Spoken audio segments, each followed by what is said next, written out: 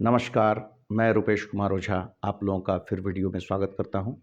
Trigonometrical ratios के standard angles के values हम लोग डिस्कस किए थे कल, काफ़ी कुछ बताए थे और आगे बढ़ते हैं। तो देखिए, हम लोगों ने कल डिस्कस किया था ट्रिग्नोमेट्रिकल रेशियोज़ के सर्टेन एंगल्स कैसे याद रखें, 0, 1, 2, 3, 4 करके सारे तरीके भी मैंने बताए थे प्रीवियस वीडियो में, कल के वीडियो में, और आज मैं उसको एक बार रिकैप्सुलेट कर दे रहा हूँ। तो देख लीजिए, साइन 0 डिग्री का वैल्यू 0, 30 डिग्री का 1/2, 45 डिग्री 1/√2, 60√3/2 और 90 डिग्री 1 होता है। अब ये कैसे होता है आपको बता चुके थे कि 0, 1, 2, 3, 4 कर दीजिएगा, 4 से डिवाइड कर दीजिएगा और उसके बाद उसका रूट ले लीजिएगा, तो ये 0 डिग्री का वैल्यू आ जाएगा। फिर यहाँ रूट कीजिएगा तो ये 30 डिग्री का वैल्यू आ जाएगा।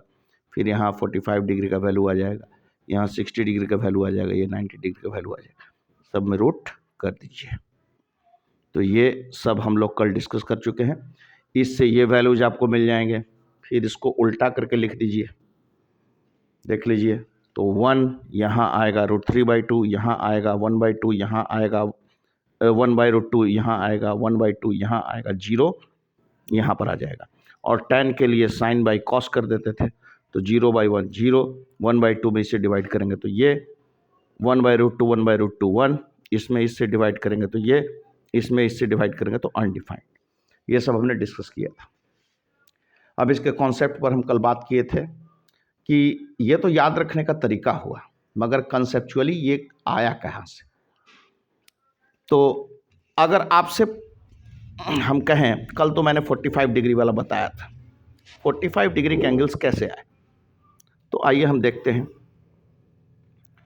कि ये एक ट्रायंगल मैंने बनाया, राइट एंगल ट्रायंगल ABC, ये 90 डिग्री, ये 90 डिग्री है, तो ऑब्वियस है कि ये दोनों मिलकर 90 डिग्री होगा। अब ये साइड का लेंथ A है, ये साइड का लेंथ भी A है, तो दोनों साइड का लेंथ A है, तो ये इक्विलेटरल ट्रायंगल भी हो गया। तो ये 45 डिग्री होगा, ये 45 डिग्री होगा, क्योंकि इक्वल साइड्स के सामने का एंगल भी इक्वल होता है। ज्योमेट्री में आप लोग पढ़ चुके हैं। अब पाइथागोरस थ्योरम से हम ये AC का वैल्यू निकाल सकते हैं।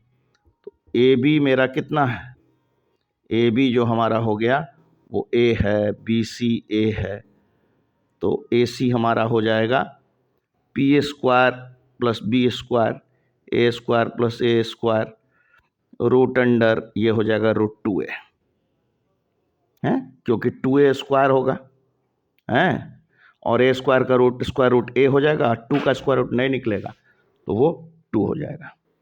तो इस प्रकार हम लोग ये वैल्यू निकाल सकते हैं। अब हम लोग इस कॉन्सेप्ट को आगे बढ़ाएंगे। तो यहाँ देखिए, अब हम लोग साइन 45 डिग्री के वैल्यू की बात करें, तो साइन 45 डिग्री क्या होता है, P/H, ये तो √2A आप निकाल चुके हैं, तो A/√2A, ये कट गया, क्या आ गया, साइन 45 डिग्री का वैल्यू 1/√2। उसी तरह कॉस 45 डिग्री का वैल्यू कितना होगा, A/√2A, B/H, ये B है और ये H है, तो A/√2A, ये कट गया 1/√2। और tan 45 डिग्री का वैल्यू 1 होता है। क्यों होता है भाई, वो याद करने वाला तरीका से नहीं, कॉन्सेप्ट पकड़िए, P/B, तो ये हो जाएगा A/A, ये कट गया, ये 1 हो गया। अब बोल देगा कोसेक 45 डिग्री, कोसेक 45 डिग्री, तो उसको उलट देंगे साइन को, तो कोसेक निकल जाएगा। सेक 45 डिग्री, तो इसको उल्टा कर दीजिए, नहीं √2 हो जाएगा, ये √2 हो जाएगा। कॉट 45 डिग्री बोलेगा तो 1 को उलट देंगे तो 1 ही हो जाएगा। ठीक है, तो इस तरह से हमने 45 डिग्री के वैल्यूज निकाले। अब हम लोग 30 डिग्री और 60 डिग्री के वैल्यूज निकालेंगे। तो आपके सामने एक ट्रायंगल हम लोग कंसिडर करेंगे, जिसको कहते हैं हम लोग इक्विलैटरल ट्रायंगल।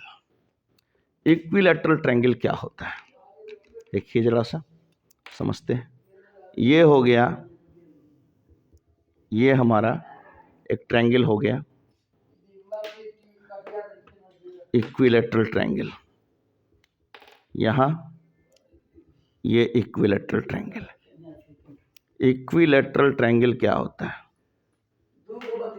ये ए बी सी, ये साइड का लेंथ भी ए, ये साइड का लेंथ भी है। वैसा ट्रायंगल जिसके तीनों साइड का लेंथ इक्वल होता है इक्विलैटरल ट्रायंगल कहलाता है। और इसका हर एक एंगल 60 डिग्री का होता है। ये 60 डिग्री, ये 60 डिग्री और ये भी हो जाएगा 60 डिग्री। यहाँ से यहाँ पर एक हम परपेंडिकुलर डालते हैं, परपेंडिकुलर डाल दिए, लंब डाल दिए। अब ये 90 डिग्री है, इधर भी 90 डिग्री हो गया, ये 60 डिग्री, ये भी 60 डिग्री, ठीक है।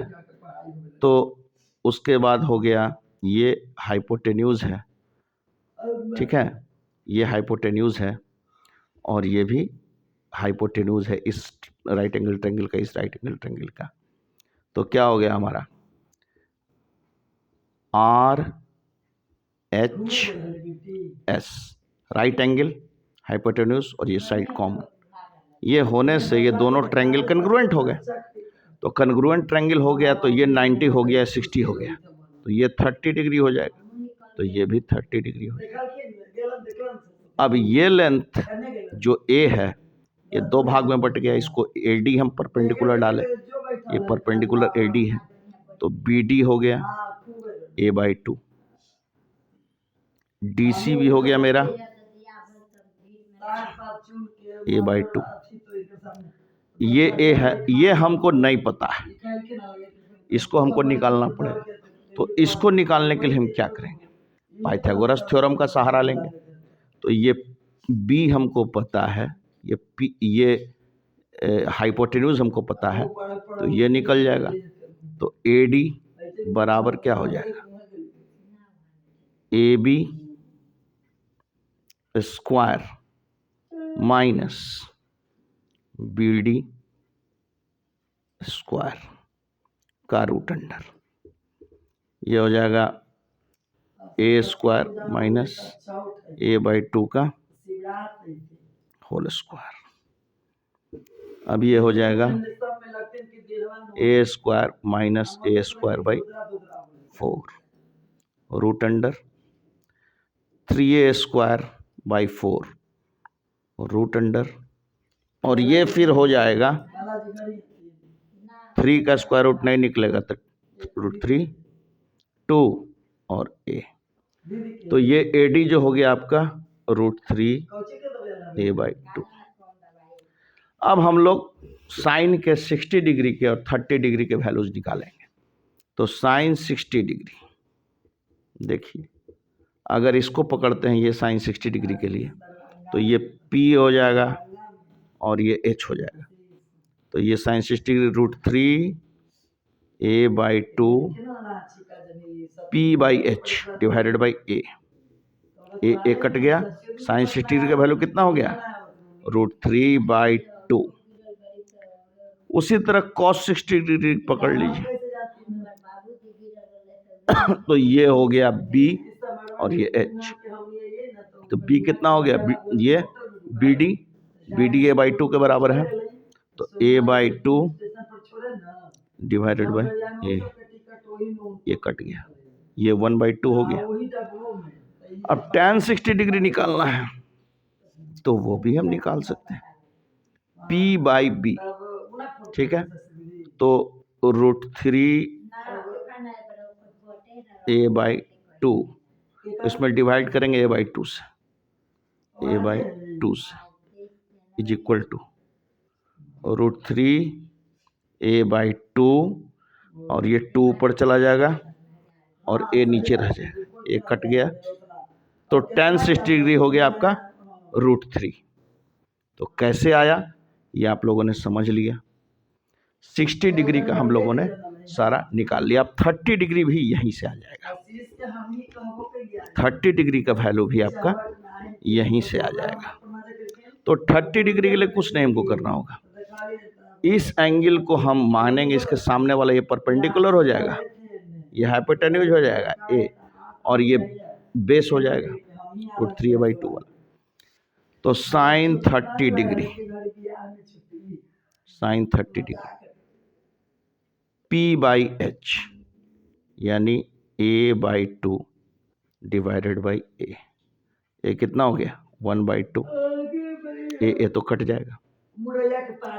cos 60 डिग्री का वैल्यू जब हम लोग लेंगे तो क्या हो जाएगा, cos 60 डिग्री सॉरी 30 डिग्री, तो 30 डिग्री तो cos 30 डिग्री के लिए b ये होगा पैर, h ये, तो ये कितना है √3a/2 है, तो ये हम लोग पकड़ेंगे √3a/2 और डिवाइडेड बाई h a, तो a से डिवाइड कर दिए, ए कट गया, √3/2 हो गया। अब tan 30 डिग्री निकालेंगे, तो tan 30 डिग्री बहुत आसान है, p/b, तो tan 30 डिग्री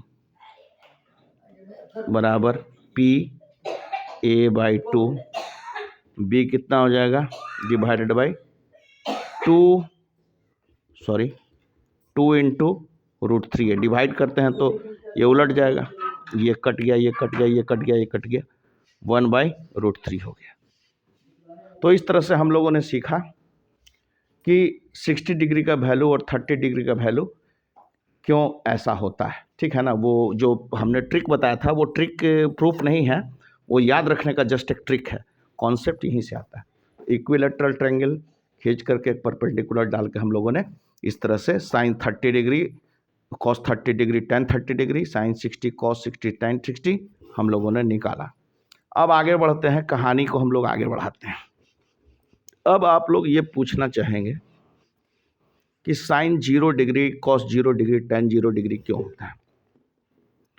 तो देखिए ये y एक्सिस है,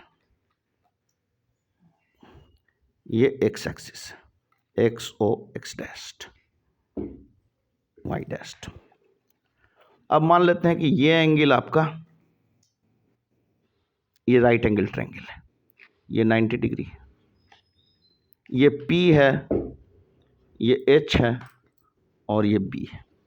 जरा सोचिए, ये एंगल थीटा है, अगर थीटा 0 डिग्री हो जाएगा तो क्या होगा, ये गिरने लगेगा नीचे, यानी ये वाला लाइन गिर के इसके बराबर हो जाएगा, यानी ये डंटा जो है ये इस पर कंप्लीटली गिर जाएगा, तो एंगल 0 डिग्री हो जाएगा। वैसे स्थिति में क्या होगा, थीटा अगर 0 डिग्री होगा तो H आपका B के बराबर हो जाएगा, H B के बराबर हो जाएगा, P जो हो जाएगा वो 0 हो जाएगा, ठीक है। तो अब साइन 0 डिग्री का वैल्यू निकालेंगे, तो साइन 0 डिग्री P/H हो गया, तो P का वैल्यू कितना हो गया 0/H, ये 0 हो जाएगा। cos 0 डिग्री की वैल्यू की बात करेंगे तो cos 0 डिग्री क्या होता है, cos 0 डिग्री, cos तो B/H होता है।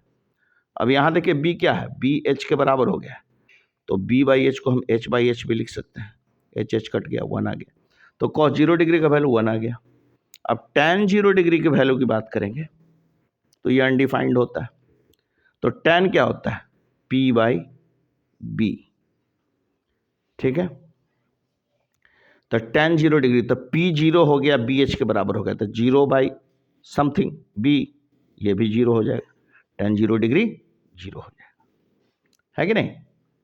अब 90 डिग्री की बात हम लोग करें तो 90 डिग्री का एंगल कब बनेगा थीटा, तो इसी पिक्चर में थोड़ा सा मॉडिफाई करते हैं इसी कॉन्सेप्ट को, कि ये हमारा एक ट्रायंगल है, राइट एंगल ट्रायंगल, ये थीटा एंगल है, ये बढ़ता गया बढ़ता गया बढ़ता गया, और ये जब y एक्सिस के साथ पूरी तरह से सट जाएगा, बढ़ते बढ़ते इस तरह से ये y एक्सिस से सट जाएगा, तो क्या होगा, थीटा हमारा 90 डिग्री के बराबर हो जाएगा। और जब ये इस तरह से बढ़ता जाएगा तो अल्टीमेटली क्या होता है, पी एच के बराबर हो जाता है। तो थीटा 90 डिग्री पर पी एच के बराबर हो जाएगा और आपका बेस 0 हो जाएगा। अब हम लोग थीटा 90 डिग्री पर निकालें, क्या वैल्यू होगा, तो साइन 90 डिग्री बराबर कितना हो जाएगा, sine 90 degree value P by H. तो जो पी है वही एच है, तो ये इसको एच बाई एच लिख सकते हैं, कट गया 1 हो गया। तो साइन 90 डिग्री पर 1 हो गया। कॉस 90 डिग्री पर क्या हो गया भैया, बी बाई एच। तो देखिए बेस सिकुड़ते जा रहा है, बेस सिकुड़ते जा रहा है, और बेस ये जो है सिकुड़ते सिकुड़ते सिकुड़ते सिकुड़ते जब ये 90 डिग्री पर पहुंच जाएगा तो बेस 0 हो जाएगा। तो बेस 0 हो जाएगा तो 0 बाई एच 0 हो गया। अब tan 90 डिग्री की बात करेंगे तो ये है ये tan 90 डिग्री। tan 90 डिग्री होगा आपका P बाई बी। तो बेस P तो आपका H के बराबर है, तो P H के बराबर है, B 0 है। तो किसी भी चीज़ में 0 से डिवीजन अलाउ है, नहीं अलाउ है, तो ये हो जाएगा अनडिफाइंड।